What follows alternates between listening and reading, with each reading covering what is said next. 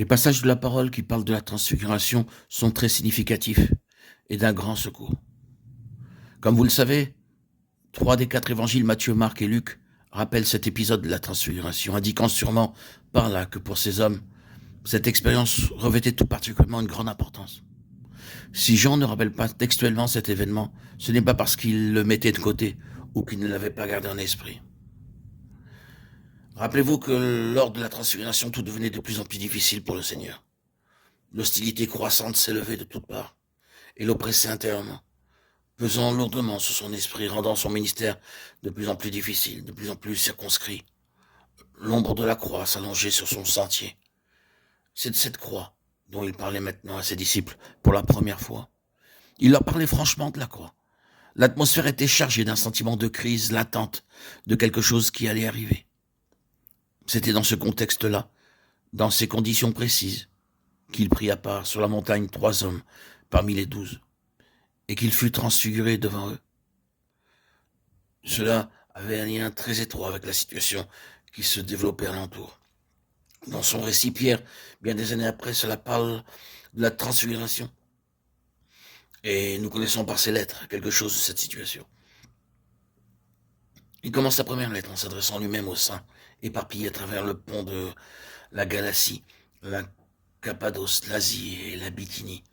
Aux saints éparpillés. Peut-être savez-vous ce que signifie d'être ce peuple éparpillé du Seigneur dans des endroits éloignés, dans des lieux isolés, la distance et la solitude engendrant bien des chagrins et leurs propres problèmes. Mais quand même, les choses semblent légères quand nous sommes ensemble. Il y a une telle sensation de fraternité, un tel sentiment de vie et de joie quand nous sommes tous ensemble. Ces saints avaient peut-être connu quelque chose de cette grande solidarité de Jérusalem ou d'ailleurs, mais ils étaient maintenant éparpillés, avec tout ce que cela signifiait. Pierre va leur parler à eux de cette épreuve de leur foi. L'épreuve de votre foi est plus précieuse que l'or périssable, bien qu'il soit éprouvé par le feu. 1 Pierre 1,7. Ces saints éparpillés connaissaient quelque chose du feu, de la foi éprouvée. Dans ces lettres, il n'y a pas beaucoup de rappels désobligeants pour le peuple de Dieu. La clé de ces lettres, c'est la grâce. Ils avaient besoin de connaître la grâce. Il y avait l'opposition, il y avait la persécution. Il y avait des faux prophètes, de faux docteurs. Et dans ce contexte, Pierre écrivait et introduisait cette question de la transfiguration. C'est significatif car à travers cela, il y a assurément quelque chose pour le peuple de Dieu, dans les jours de difficulté et d'adversité. C'est ce dont ils avaient besoin. Mais ce besoin d'une nouvelle vision du roi est aussi vrai pour nous tous, et en tout temps. Parmi d'autres choses, c'est ce que le Seigneur Jésus voulait pour ce petit groupe d'hommes. Il leur avait aussi commandé de ne rien dire à ce sujet en ce temps-là, jusqu'à ce qu'il soit ressuscité des morts.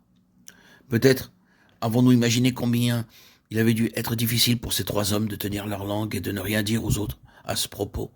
Mais après cela, quand il fut monté, ils ont raconté à tout le monde cette merveilleuse expérience. Cela nous mène au cœur même de bien des choses.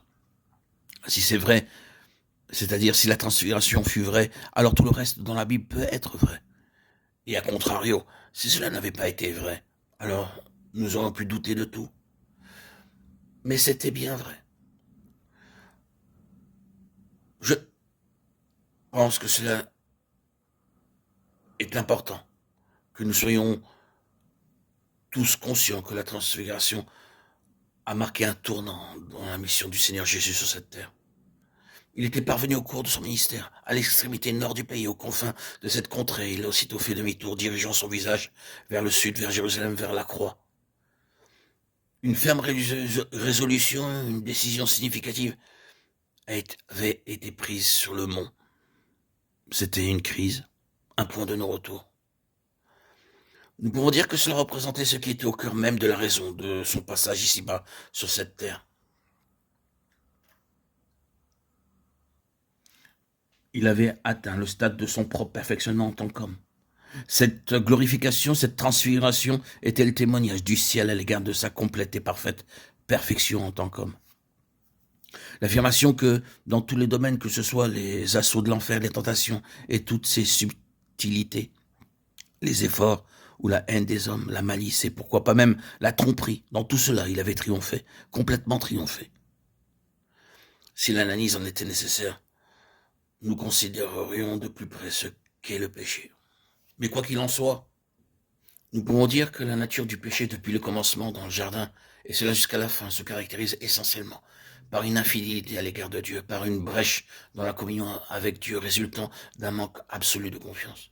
C'est ce qui se trouve au cœur même du péché. Dans tous les domaines, tout était ligué contre lui. Et si d'une certaine manière, et sous quelque forme que ce soit, une brèche avait pu être ouverte entre lui et Dieu, le péché aurait été cela. Mais dans son cas, cela n'est jamais arrivé. Il a tout rencontré, il a triomphé de tout. Le premier Adam a échoué, et toute sa descendance a été entraînée dans ce drame. Mais ici, nous avons un homme perfectionné, l'humanité que Dieu désirait s'est réalisée en lui. C'est pourquoi il a été glorifié. En ce qui le concernait, c'était ce que cela signifiait. Le péché, avec tout son horrible cortège, a été complètement mis hors d'état de nuire, dans et par cet homme. C'est pourquoi la mort devait se retirer. Il ne pouvait pas y avoir de mort, car la mort est le résultat du péché. Si Adam n'avait pas péché, il ne serait jamais mort. Jésus n'a jamais péché. Il ne pouvait donc pas mourir. Il ne pouvait simplement qu'être glorifié.